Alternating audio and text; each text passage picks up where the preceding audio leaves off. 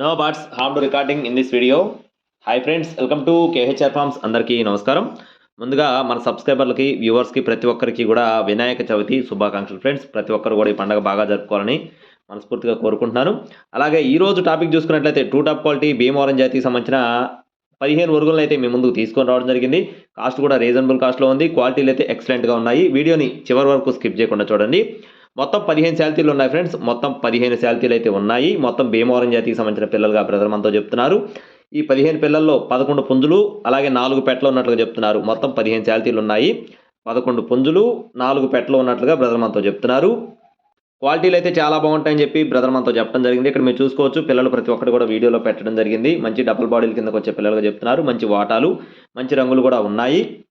అలాగే మొత్తం 15 శాల్తీలు, 5 నెలల వయసు, 11 పుంజులు అలాగే 4 పెట్టలు.